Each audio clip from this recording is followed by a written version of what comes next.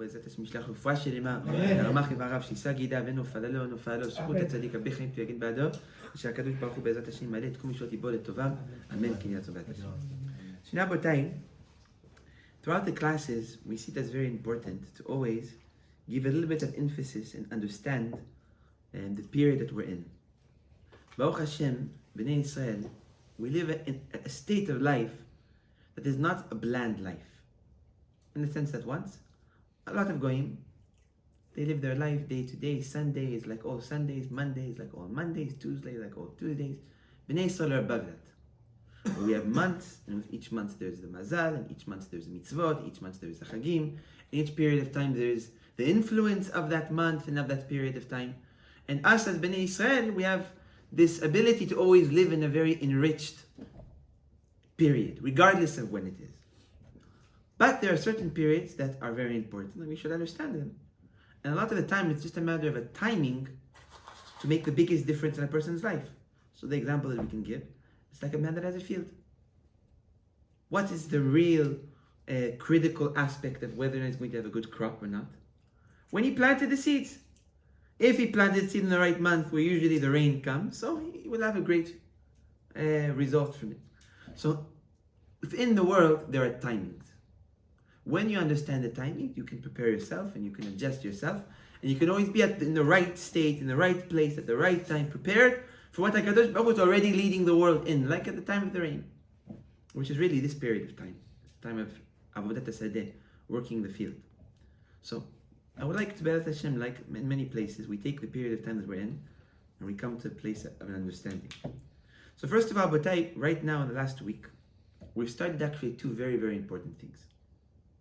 First of all, we started the month of Kislev, which Kislev is a very, very interesting month. A month where the Zohar HaKadosh called it the month of potential, where potential is present in this month. And we're also starting from the aspect of the Parashot, one of, or if not, the most important figure within the entire Torah. Referring to who? Referring to the life of Yaakov. So, the question that we had is, being that both of these two things are starting simultaneously, at the same time, always, every single year, maybe there is some sort of connection between them. And if there is some sort of connection, how can we act in order to truly maximize our potential and our bracha? So throughout all the Sifra Kabbalah, the Zohar Kadosh, Arizal, Arashash, Aramchal, they explain what is Yaakov. And this is going to be very, very crucial because we are named after him. Us Bnei Israel, we're not named after Abraham, we're not named after Yitzchak, we're not named after Noach, and not Adam. We're named after Yaakov, that Yaakov is Israel. Afterwards, the Kadosh Baruch Hu added the name and he became Israel. It's a higher version of Yaakov. So Yaakov in his essence was really the foundation of us. Because we came from that. That's where our roots are from. So understanding Yaakov is very, very important. So in all those books that we mentioned before, those holy books like the Zohar, etc., they explain what is the essence of Yaakov. And they say, Yaakov, you want to understand him? Look at his name. And that's actually something that exists throughout the entire Torah Kula. When you want to see what a person does in his life, usually his name would reflect that. Like for example, Esav, he was very hairy, he was very judgmental, so we call him Esav after a name of strength. And throughout the entire Torah Kula, we've always adapted the names with the act of the person. So as we know, Yaakov was actually a name that was given by HaKadosh Baruch Hu. Being a name that was given by HaKadosh Baruch Hu, which we know HaKadosh Baruch Hu named Yaakov, there is meaning behind it, there is depth behind it. So what is it? So the Zohar HaKadosh said is very simple. It said Yaakov is actually two words, and two different concepts that are completely opposite one from the other. What are they? The Zohar HaKadosh says, you take Yaakov and split it. What do you split? The Yud and the Ekev. The Ayin Kuf Bet. Where the Yud and the Ekev are two different concepts that Yaakov represents, and two different things, separate from all aspects. So, what is the Yud and what is Ekev? So in order to understand this, we have to understand what is this concept of Yud first. So as we know, when HaKadosh Baruch Hu created the world, he created the world in what aspect? With his own name. Where the beginning of the creation started with what? With Yud K, Vav K. Where the beginning of all creation was with Hashem himself. And that is actually how I built the worlds. So one day, Be'ezrat Hashem, when we're going to go through the Sfirot and the faces in depth, we're going to know that, as we know, HaKadosh Baruch Hu built Sfirot, which we mentioned what Sfirot are, the different aspects of like colors that HaKadosh Baruch Hu can paint and create the world with. We're not going to get into that. But the first two Sfirot were actually the beginning, or even the first Sfirah, was the beginning of it all. Why? Because HaKadosh Baruch Hu wanted to create. And like before, every action that is brought to a materialization of fruition, what needs to come before? A thought, a will, an idea, a plan. And this plan, will, idea, whatever it is, that doesn't really have any physical grasp or hold, can be changed, can be switched, and that must come before all action, creation, or all plan that's brought out to fruition. So Zohar Kadosh says, when HaKadosh Baruch Hu created the world started with what? With Yud. What is Yud? Yud represents the Sfirah of what? Chokhmah. What is Chokhmah? Chokhmah is the consciousness. So before HaKadosh Baruch Hu can create, he needs to have the consciousness and the thought of what he was going to create, how he was going to create, how he will function this creation. So it all started with Yud. Now why is Yud a representation of consciousness? So it's very simple. As we know, consciousness is the most effective and most present thing within our life. Nachon? The most expensive things that we take care of is not food just to eat. To make our consciousness happy.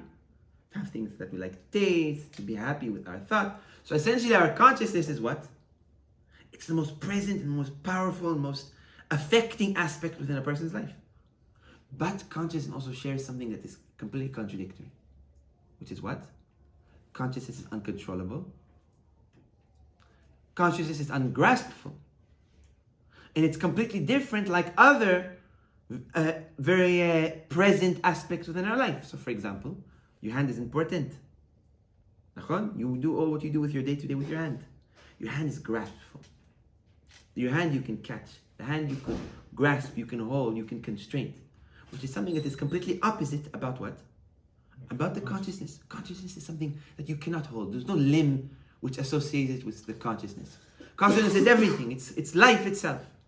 Meaning, as much as it's so powerful and so present, it's also what? Not present at all. Invisible completely.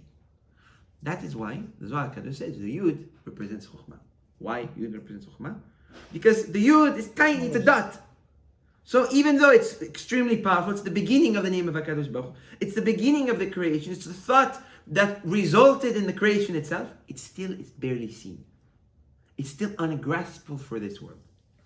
That's why we call Chokhmah, meaning consciousness, Olam Haba. We call Chokhmah, or the Sfirah, the world to come. Why? Because it doesn't share almost any aspect with our world. It doesn't have a body, doesn't have a limit, doesn't have you can't control it with your hand or with some sort of construction, being constructed. You can't. So it's like Olam Haba. So being like that, we call it the world to come. So many places when we call this concept of Chokhmah, we're referring to the world above. Also Chokhmah means knowledge in translation, which Olam Haba, the world to come, is true knowledge. In our world, we have so many questions. How, who, when, why. Our questions, they begin here and they end there. There's no end to them. Why? It's because our eyes only are able to see what they could reach, and we can only feel what our hands can touch. So we are blinded. We are in the exact opposite of real chokhmah, real knowledge. If we were to understand what true knowledge is, we wouldn't have any questions. If we wouldn't have any questions, we wouldn't know who created the world, we wouldn't know how the world functions, we will know the effect of our deeds, good and bad. So real chokhmah is something that is not associated necessarily with our world and with us, but it's something that is associated with what? With the world to come. And essentially you could achieve real knowledge even in this world, but it comes through what? with chokhmah, not with the hands, not with the feet, not with the stomach. It comes with real toiling of breaking your head to try to understand, to try to grasp to something. So, chokhmah is what? Non-physical. Chokhmah is what represents the world to come, all aspects. Now, being that it represents the world to come, it also represents something very, very important for this class. Being what? Being chaim. So, we know in this world, Abatai, a person is born, right? He has a beginning, and he has an end. He has an ending. Nachon? Life in this world is what? It has a limit, it has a quantity. It's not something that is lasts forever. It's limited. But in the world of Chokhmah, in the world of Yud, which I'm going to start referring it to, in the world of Yud, what exists there? Real life. Why real life? Because it is limitless. Real life comes from the form of what? Of having no end. Like how HaKadosh Baruch Hu wanted this world to exist. HaKadosh Baruch Hu wanted to rule this world with his Chokhmah. Adam decided to be extra smart and lead it in his way, and he ended up dying. But the concept of true life doesn't exist in this world. We call this world Olam HaDeshika, the world of life.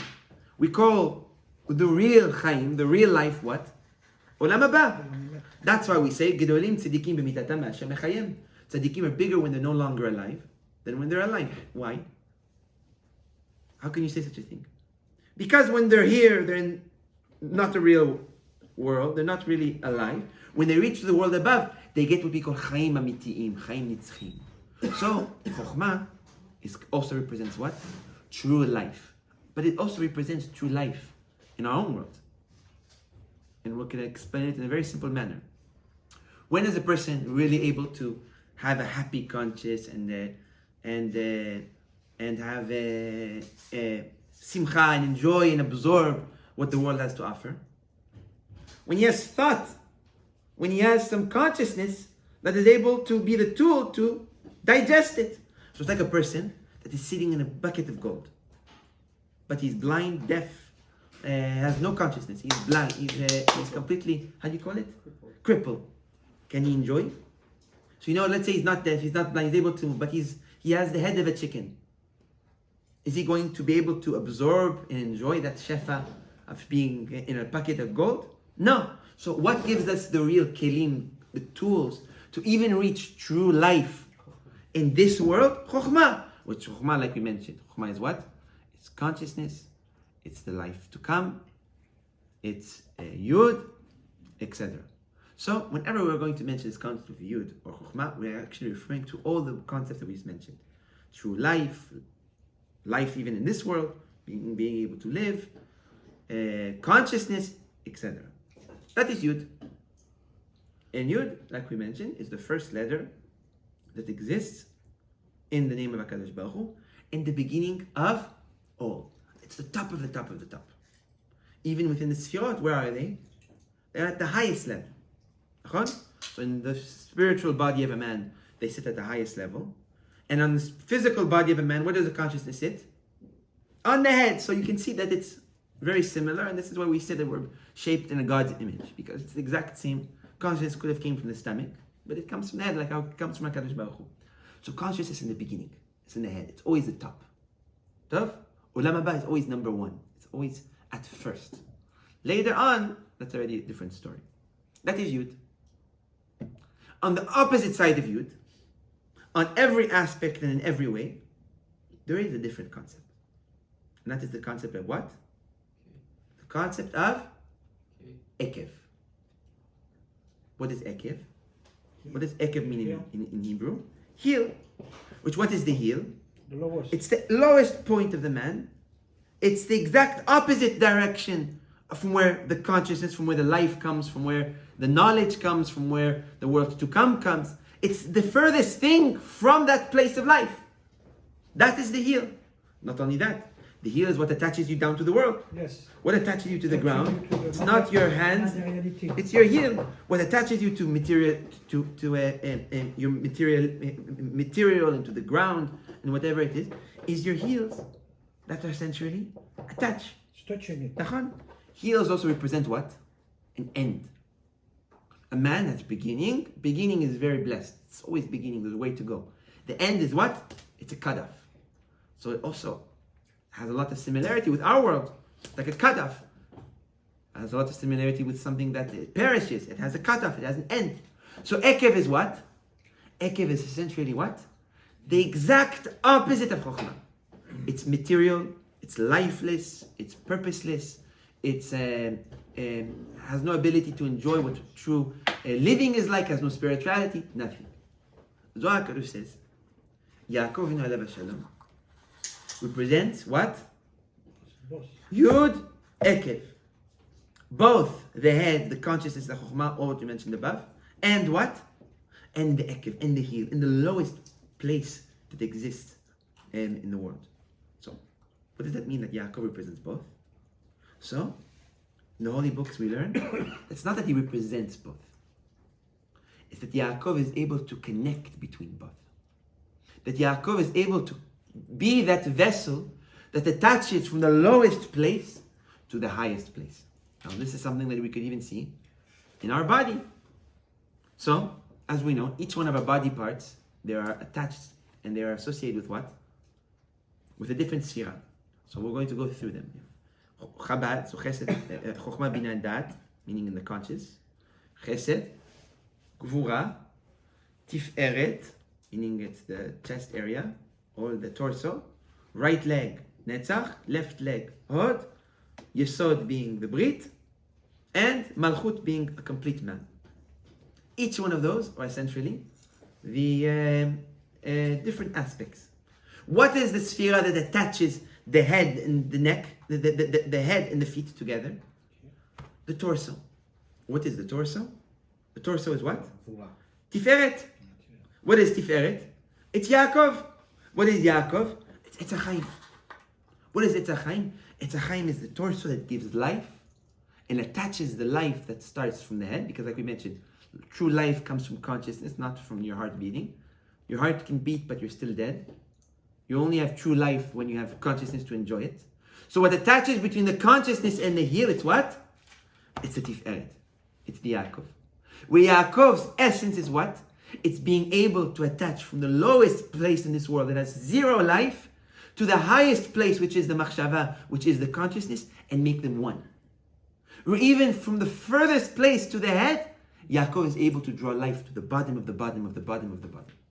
That's why, maybe we can say in the Gemara in Tanit, a Gemara that hunted us for so many years, it says Yaakov Lomit. Yaakov never died. So some Mefashim, they explain, that Gemara was talking about the fact that he was mummified. Because Yaakov passed away in Egypt, and he was a very respected, very, very well respected man. All very well respected men were mummified. So the explanation in that Gemara, they say, the Gemara talks about Yaakov that he never died, being the fact that he was mummified. But that makes no sense. Why do we care if somebody was wrapped in some cloth to be called alive? So we said maybe we can say that Yaakov itself, we consider to him to be always alive. Because his essence is what? His essence is what connects from the head where true life is, even to the lowest place in the ground, which is what? It's the end. What is the end? Okay. It's like death. It's the Ekev. It's the end of all. Where Yaakov's power is even to bring life into what? To death. Into an aspect of death. And that's why Yaakov, we can say that the Gemara talks about him as what? That he never died. That it was like endless life that he has. Because his essence was bringing life to all. And from here, we can also see the importance of really looking at Yaakov and learning from Yaakov in this period of time, more than any other period of time. As we know, Abotai, we call this period of time the time before the Mashiach. It's a nickname that Chazal gave it, which is what? Ikve de Mashiach. What does that mean in translation? It means that the time of the Geulah will be what? Will be the heels, Ekev, Ikve de Mashiach. This is something that is mentioned in all the books, Gemara, Mishnah, Musar, everywhere. So what is this concept of Ikve de Mashiach? What is this concept of heels of the Mashiach? What is the point of heels of the Mashiach? Say, time of the Mashiach, why heels of the Mashiach? Because Chazal knew that at the time of the Geulah, we will be living in the heel. What is the heel? It's the time of the end. It's the end of man, it's the end of this world, beginning of a new one. But it's also the time, it's also a place that we're furthest from where? We're furthest from true life, which is the world to come. We're furthest from true knowledge, which is the Chokhmah. We're furthest from being attached to the source of life. We're in the darkness. We're attached to the ground. We are the furthest place that Bnei Yisrael has ever been from the head, from the real world, from Chaim Amitim, from true life. Being at the time of Ikved Mashiach, we could understand the importance of truly understanding Yaakov. Because what does Yaakov do? He brings the life of the head, meaning of the world to come, down to where? Down even to the heels. So us being at essentially a generation that we're calling it's the generation of the heel, the generation of the bottom, we need to act like Yaakov and attach ourselves to Yaakov to bring life to the lowest place where we are. And that is why Yaakov is the forefather that we are named after. Because we must walk in that path. We must be the connection between what? Between the world above, Chokhmah, true life, and that darkness that we live in today. And from here, we can find a few little sweet candies in the Parasha that really strengthen this concept of Yaakov being the representation of connecting the bottom and the top. We see that Yaakov in Alav Shalom, he travels, he arrives to Bet El. He gets to Bet El, he goes to sleep, and what does he dream? He dreams a ladder. We say in the Torah, the ladder, Sulam Mutzav Arza, the ladder is based Arza on the ground, Verosho Magia Shamayim. And his head reaches to where? To the sky.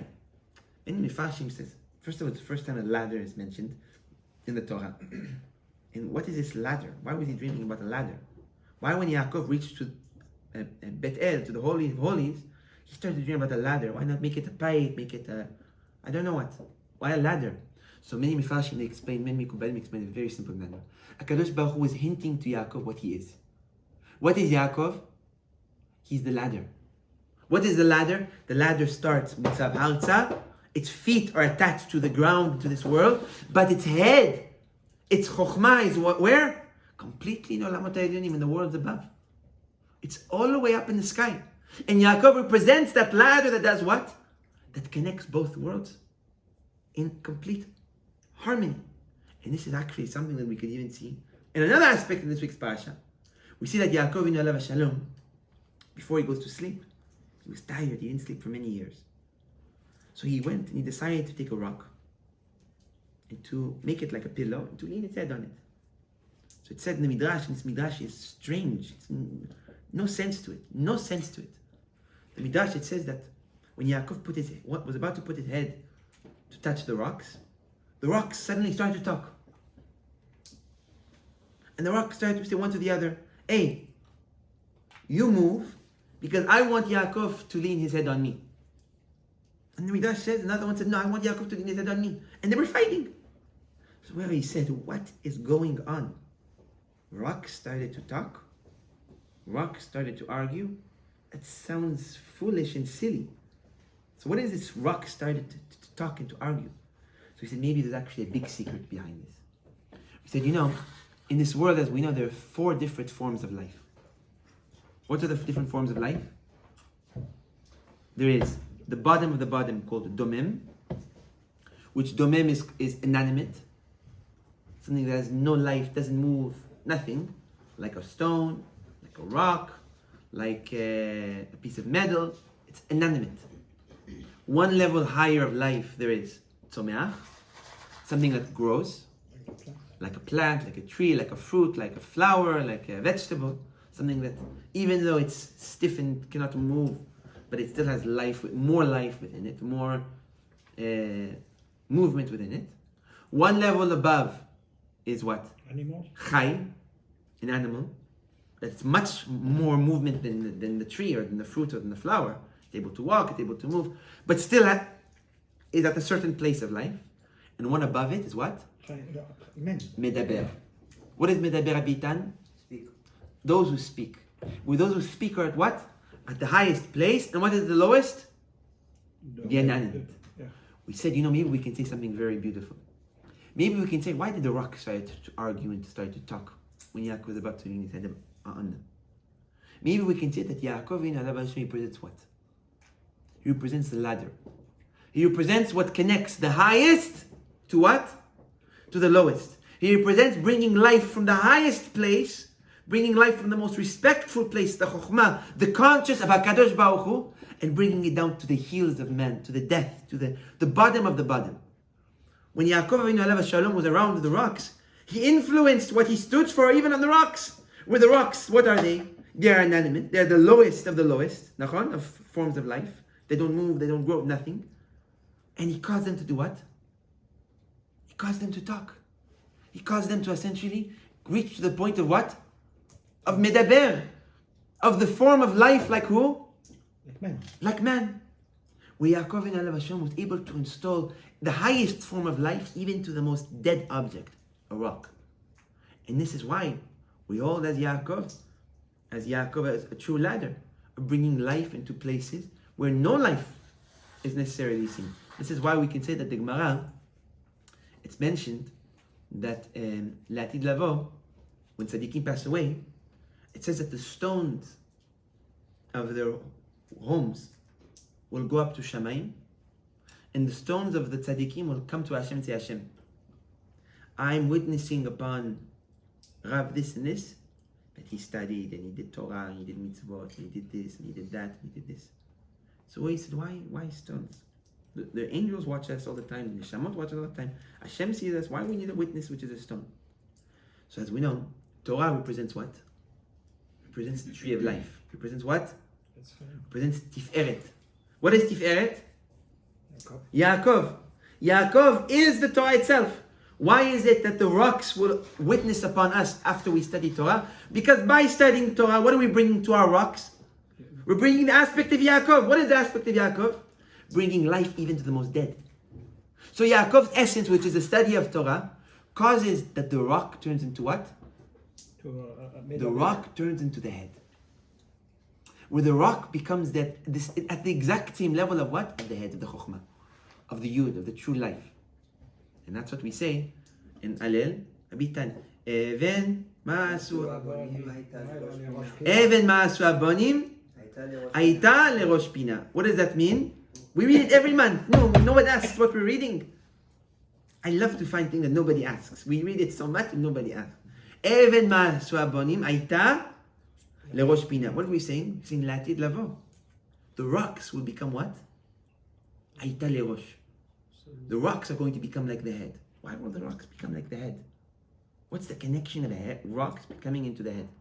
Because Latid Lavo, real chokhmah, real life will be coming down to the world. That even the inanimate, the rocks will become what? Well, they will become the head.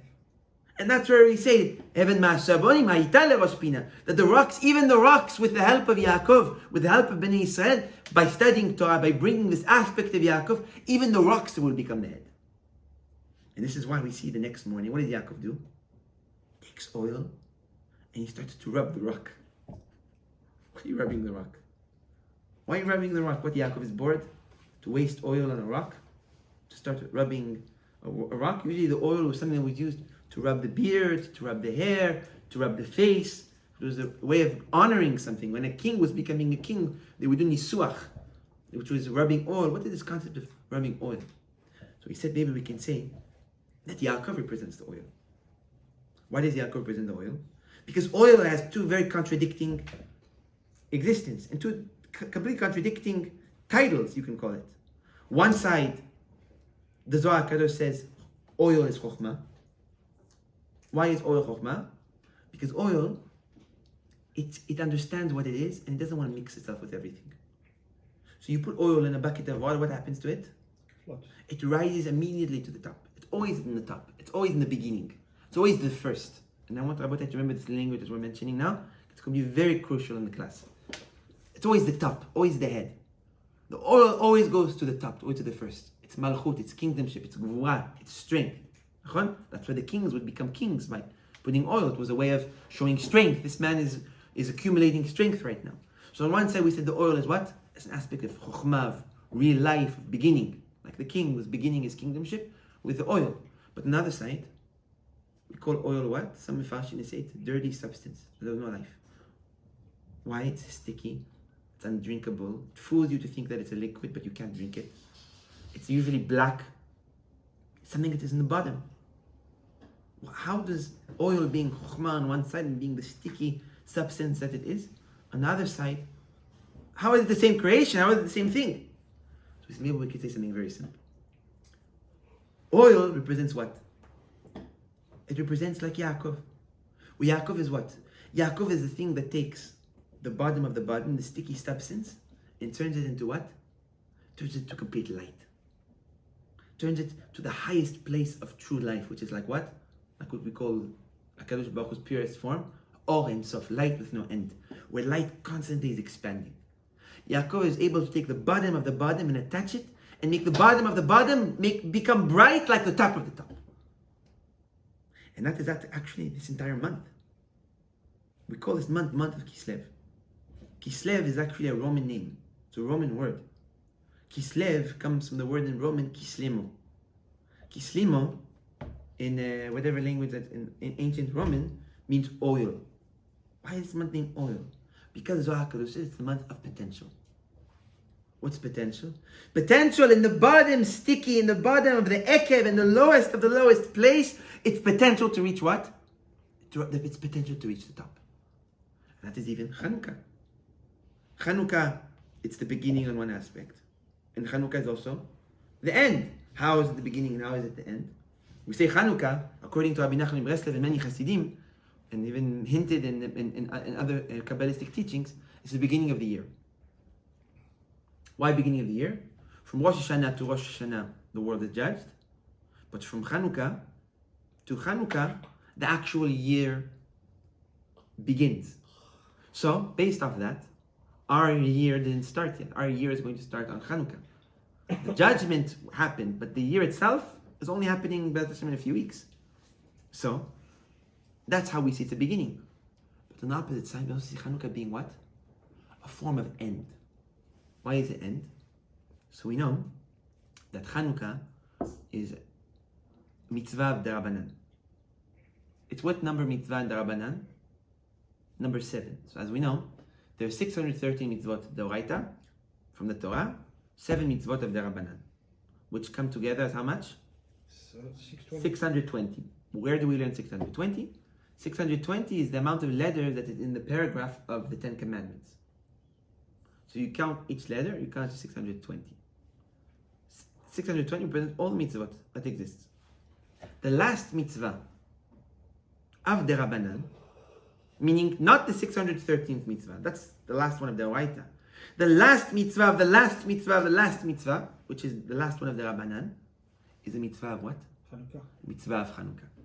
The mitzvah of doing Pirsuma Denisa, the mitzvah of glorifying the miracle.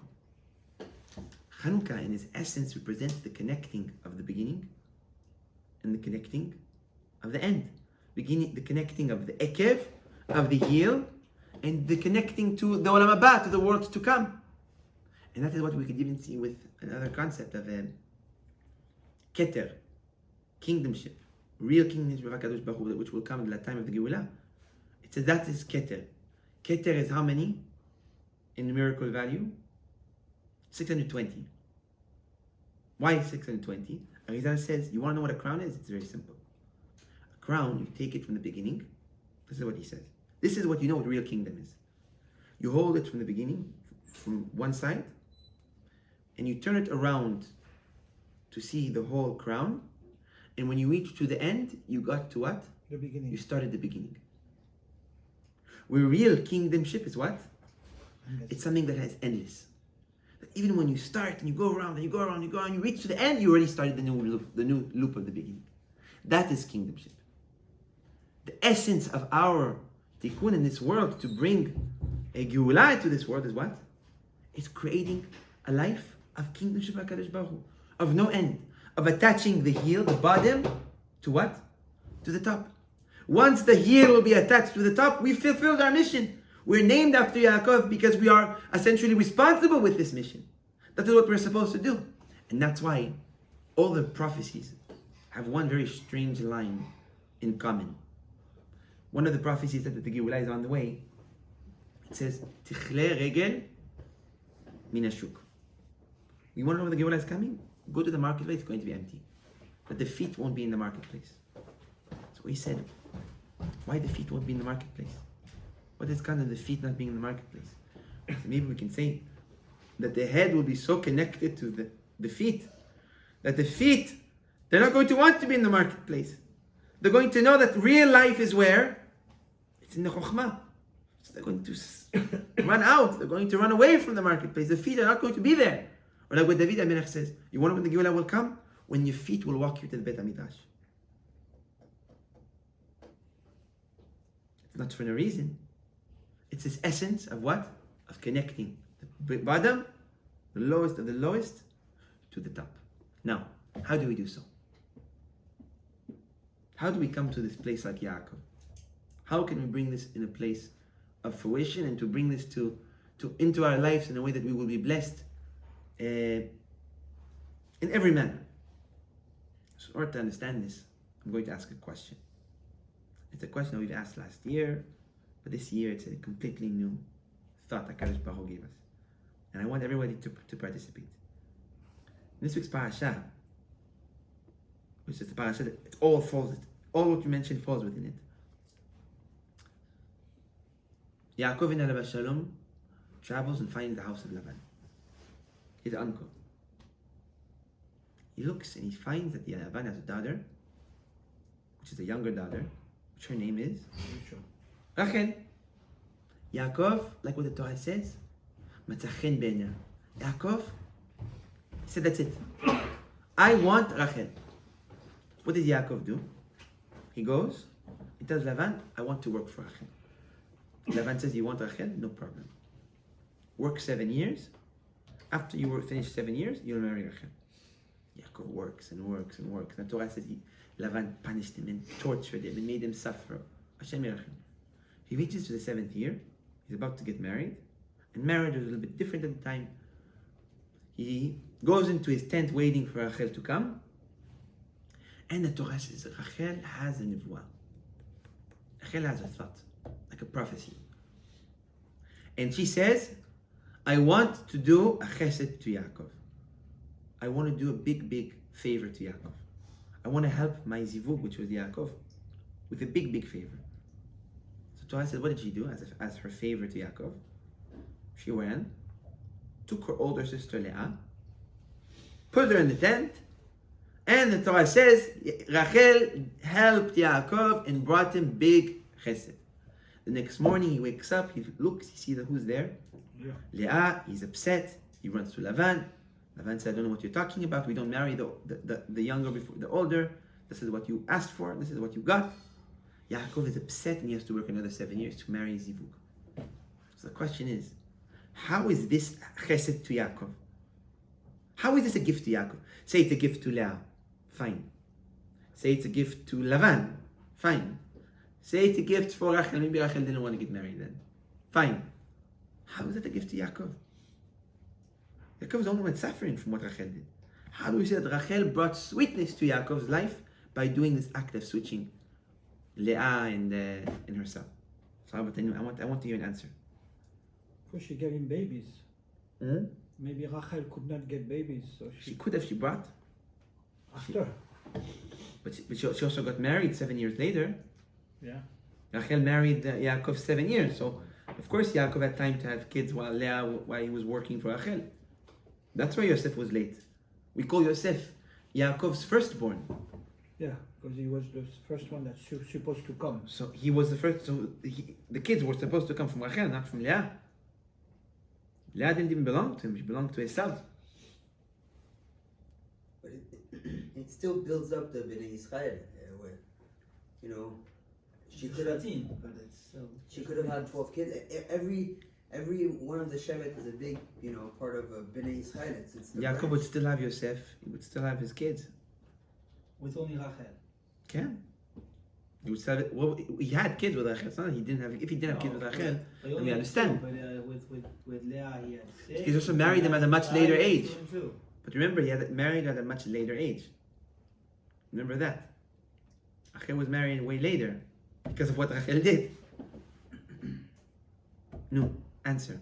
How is it a kindness to Rachel, to Yaakov, by what she did to, by switching Leah? No.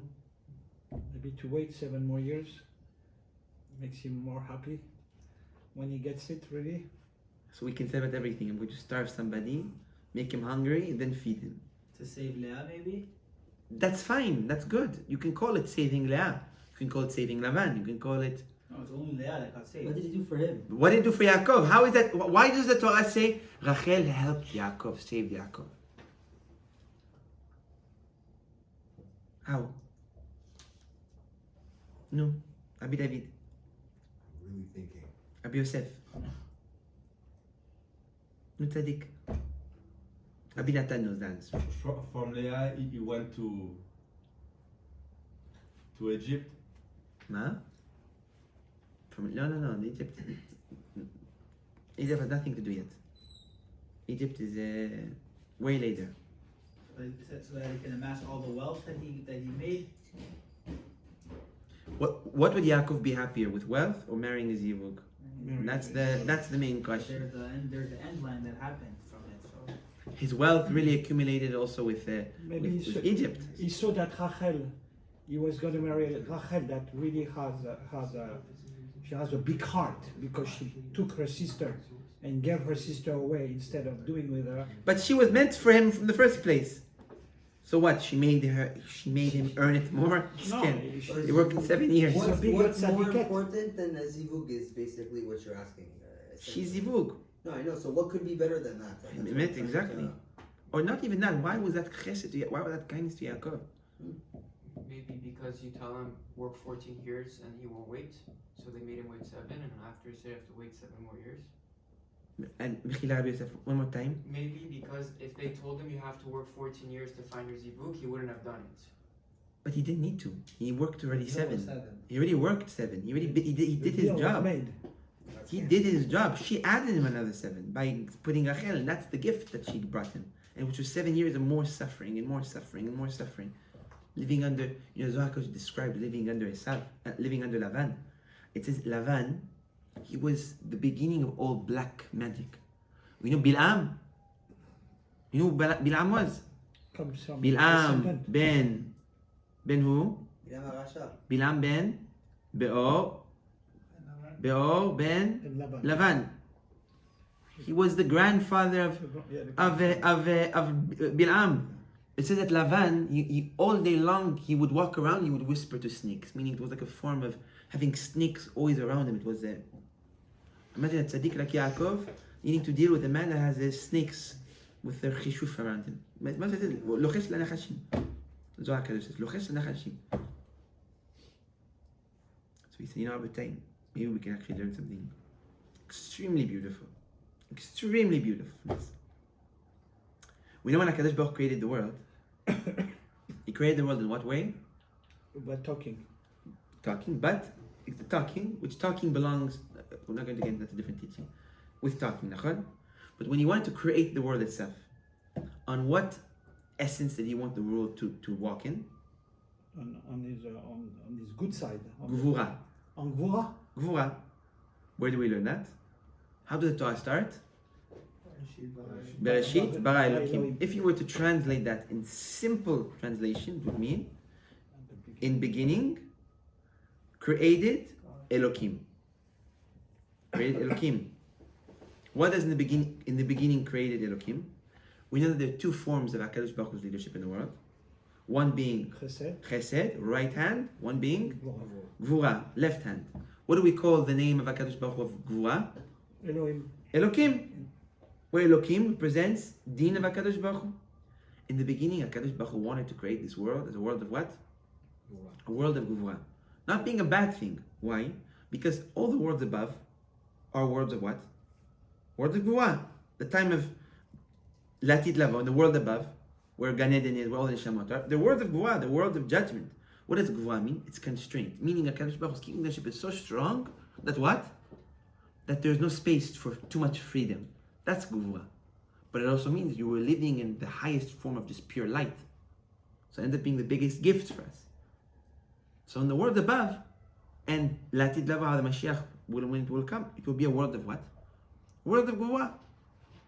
That is what there was the original plan of HaKadosh Baruch Hu. That is the first plan of HaKadosh Baruch Hu. From here we learn this concept that all firsts are Gvura, are din, are judgment. The first world that was created, the worlds above, what are they? Worlds of judgment. The second form of world was this world. What is this world? Chesed. Yeah, HaKadosh Baruch Hu leads us with Chesed. We do mistakes, He doesn't kill us. He lets us live. No, after the sin of Adam, right? No, even before the sin. When HaKadosh Baruch Hu created the world, He ended up creating it on Chesed. So why did he start with Gvura and change? He wanted it to be in Gvura. So why he changed? So, it's a deep question and a deep answer, but the way we explain it in the simplest way, we said the world was creating itself and destroying itself. I mean, HaKadosh Baruch Hu was creating and destroying worlds. Now we always said, why would He create and destroy when He's bored? Creating worlds and destroying them because He didn't have what to do? No. So that He was creating the world in judgment, but judgment is physical. Physical always fluctuates. That's physical. Physical, you can take one cup, you can make it very holy in a split of a second, and then you can make it very tameh in a split of a second. You can make this for idol worship or for Bet HaMikdash, 1 second. So physical is it fluctuates. It always moves up and down. So the problem when you live under a world of complete gvura, what happens when the material goes down and fluctuates to the impurity? The judgment gets put into place. What happens when the judgment gets put into place? The material gets burnt. Angels don't fluctuate. Neshamot don't fluctuate. So for them to do a mistake and to get burnt and to get destroyed, it's very rare. Material constantly fluctuates. So when the world was fluctuating, Kedusha, Tum'ah, every time I went into Tum'ah, the world got destroyed. Because it's Gvura, the deen that HaKadosh Baruch Hu was leading the world, was destroying its own world, unintentionally. So it was creating the world, the physical tilts to the left, Gvura destroys it. Creates it again. Tilts to the left, Gvura destroys it. So that's why it was this concept of creating and destroying, and that's why he decided to move to plan B, plan 2. So all plan 1s are Gvura, all plan Bs are what? Chesed. Chesed. We can see this even with the firstborns. Esav is what? Firstborn. Esav represents what? Gvura, din, he's red. Esav had koach, had strength, that if he was to be Bekdusha, he would be 10 times further than Yaakov. Like the angels they can climb very, very far. Doesn't mean that they have more merit. We have more merit than them, but the angels, they go to much higher levels of Kedusha than that we are not able to touch. Even though we have more merit, but we can't reach to them. The Gvura, can reach much further. The first is always the Gvura. So Esav is Gvura. His zivug was who? Leah, which is Gevurah. firstborn, which is also Gevurah. Gvura. So the real first plan was Esav and Leah. They were supposed to be the pioneers of the world. They were supposed to lead the world. That was the original plan. They were supposed to lead the world, a world of Gvura. Esav represents Gvura. It was perfect. Zivug mishamayim. HaKadosh Baruch Hu changed his plan and gave it to Chesed. Who took its place? Yaakov. Where Yaakov and Rachel are also Zivug. They both represent Rachamim. They both represent merciful. Like we see, Rachel had mercy within Yaakov. Even though that, most tzaddikim don't want to live in a world of chesed. Most tzaddikim, they say, I want the original world. Give me the world to come. The original world is the world to come. The original world is the world of what? Gevurah. Gvura. So tzaddikim take upon themselves Gvura voluntarily. And that's why we see that they're tzaddikim. That what? That they suffer. Not that HaKadosh Baruch Hu is punishing them. That's the path they chose. They chose to be led in the path of Gvura, of judgment, where for every fluctuation there is a correction, in order to be already considered that they are in what? In the world to come. The world of Gvura, the world that is above. The first world, the head. So tzaddikim always take upon themselves the world of the first, Gvura. Maybe we can say She knew that. But more specifically, she knew that Yaakov, her husband, is the man of chesed, man of kindness, man of mercy, of rachamim. But he took upon himself a world of what? Of gvura. But who owns that world at that time? Esav. Esav. And Esav, what did he have against Yaakov? He hates him. And this is where we see, where it says that the original plan was that Yaakov took upon himself gvura, and as a result of that, Yaakov was supposed to go down to Egypt like what? The Midrash says, b'sharsharaot shel barzel. Yaakov was supposed to be dragged to Egypt like a slave. And he was supposed to be dragged in chains of metal down to Egypt. He will have Yosef, and Yosef will essentially bring the Shvatim. That was the original plan. That's why Yosef is the only one that actually has Shvatim.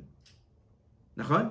So the original plan, that what would happen, Esav being the man of Gvura, now that he controls Gvura, that his younger brother that he hates took upon himself Gvura, it's a perfect, optimal position to take Yaakov, sell him as a slave, and essentially bring the plan of HaKadosh Baruch Hu to fruition. Rachel knew that.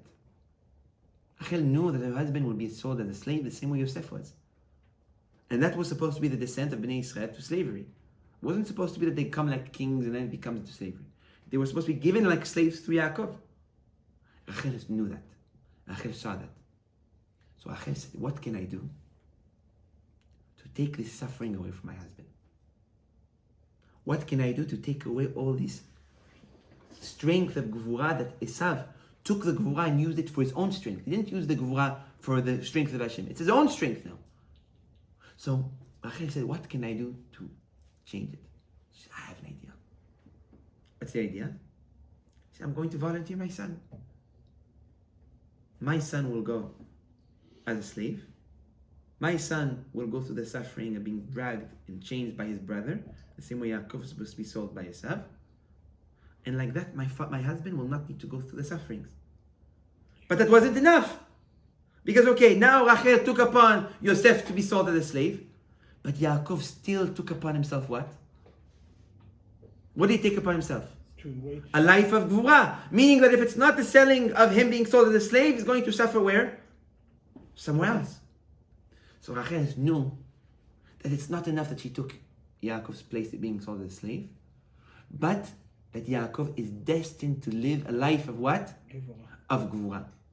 So she thought to herself, how can I bring this destined life of gvura upon Yaakov without the suffering? So she said, who do I know that represents gvura? Yeah. Who is that? Leah, which Leah is what? The zivug of who? Of Esav, the other half of the neshama of who? Of Esav, the first plan. So Rachel said, I found my solution. I'm going to give Yaakov a life in the aspect of gvura, that he will live b'gvura, but without sufferings. That he will not need to suffer. Why? Because he's already in the gvura. He doesn't need to be led by gvura because he's already one with it. And one is that is one with the gvura. Doesn't need to be led by something that is already in the place. It's like, can you be dragged into a room that you're already in? No, you're in the room. Where are you going to drag me? So, Yaakov doesn't have to go through the suffering of being dragged. He's already in the room. Rachel's chesed was that she was able to find a way, a loop, of putting Yaakov in Olam Haba, in the world to come, with what? Putting him in the world of Gvura without the sufferings. From here we learn a big, big, big secret. From here we learn that Gvura and being led by Din doesn't need to be suffering. From here we learn that Gvura is a state. And it's the state that if we are in it, we can't be dragged by it because we're a part of it. We're in the room already. Gvura is not the suffering itself. The suffering of judgment is just the reaction of Gvura being led, of you being need to in the room. So if you're needed in the room, you'll be dragged there. But if you're in, you don't need to go there. Which is that Gvura in judgment is not suffering, it's a state. Now, we know that Hashem leads the world with two hands. We lead our life with two hands, with chesed and with gvura. Hashem leads the world with chesed and gvura. Meaning there is 50% chance that at any moment we will be led by what? Either by chesed or either by gvura. It's inevitable. So it's not that HaKadosh Baruch Hu is going to be cruel to me. No, it's that the world is always led either by chesed, either by gvura. It's 50-50. Meaning that regardless, we will always be in the position that there's a chance that we're going to be led by what? Led by gvura within our life. But the secret is that we don't need to live a life of suffering for it to be considered to be gvura. And we can learn that from who? From who? From Yaakov. So the question is, how do we do that in application? How can we bring upon ourselves a world of gvura, a world of judgment, where once we're already living in judgment, there's no suffering? Because we're in the room, we don't have to be dragged. How can we bring upon ourselves a state of gvura the same way that Yaakov lived in a state through marrying Leah, without necessarily going through all that pinches and sufferings that he was supposed to receive? So maybe we can understand and explain in a very simple way. Yaakov, what does he do? Yaakov is what? He's the ladder. Through Yaakov, through the Torah, we're able to do what? To connect the heels to what? To the head. Where we turn the heels, we turn the rock into what? Into the head itself, into the Chokhmah. Through Yaakov, we can make this world, which world? Olam Abba, which is the aspect of what? Of Gvura. Once we live in the world of Gvura, once we are already in the room that HaKadosh Baruch Hu may want to lead the world in, we don't need to be dragged into it. We don't need to necessarily receive all those sufferings. Being in a state of Gvura within our life is the secret of completely eliminating sufferings. So how do we do that? Very simple. The problem is that we're looking at our heels all the time. And as long as we're looking at our heels, we'll never see what's above us. And as long as we're looking at our heels, we will never look forward and we'll never know what's around us. We wake up every day. We have emunah, nachon? We all have emunah. We know that we came here for a reason. Yes or no? Yeah. Nachon or no? Yes. If so, why don't we wake up? Why don't most of us, at least, wake up every morning and say, you know, I have to add more mitzvot to my bank for what I'm working for Olam Haba. How come we don't wake up and say, I'm eating now in order to give life, so I can do mitzvot to gather merit for Olam Haba? We are living in our heels. We are living of, how can I work to make money to eat tomorrow? How can I work to do mitzvah, mechilat, work to buy a car to drive to work? How can I work to buy a house to live in? So all our work and our effort, it's what? Here. It's in our heels. We didn't leave the heels yet. So the head is kept on one corner, with the world above is kept on one corner. Gvura is at the opposite side, and we're in our heels. But imagine if we can start to flip it. Acting like Yaakov. Living what? Living up there, attaching the head and the heels. How? You work. Not work to just work.